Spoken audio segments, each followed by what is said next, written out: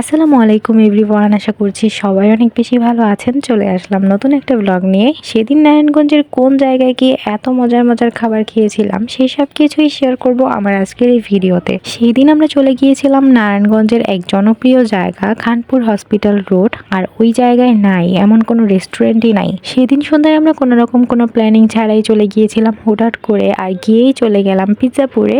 আর পিৎজাপুরের pizza এর আগেও test করা হয়েছিল, আর আমরা অর্ডার করেছিলাম চিকেন মাসালা। পিৎজাটার প্রাইস ছিল মাত্র 300 টাকা, আর এটার প্রাইস অনুযায়ী অনেক বেশি মজা আর চিজি ছিল।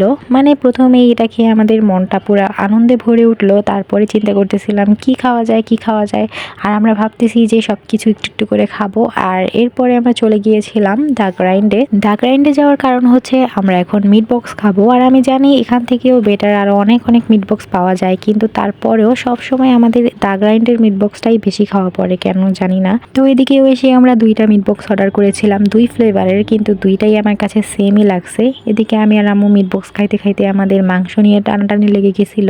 যাই হোক, এই জায়গার মিট বক্সটা কিন্তু আসলেই মজা, আমাদের প্রায় খাওয়া হয়। মিট বক্স খেতে খেতে পিছনে তাকিয়ে দেখি বোবা ড্রিঙ্কস, তারপর সেখানে চলে গেলাম ড্রিঙ্কস অর্ডার করার জন্য। আর সেখানে গিয়ে আমরা চকলেট মিল্কশেক উইথ বোবা অর্ডার করেছিলাম, কিন্তু এটাই ছিল আমাদের জীবনের সবচেয়ে বড় একটা ভুল। এটা এত বেশি ফালতু ছিল, এটা খাওয়ার পর মনে হইতেছিল নর্মাল 10 টাকা দামের যে ক্যাডবেরি চকলেটগুলো আছে মুখে দিলে একদমই গলে না, ওই টাইপের চকলেটগুলো দিয়ে দিছিল।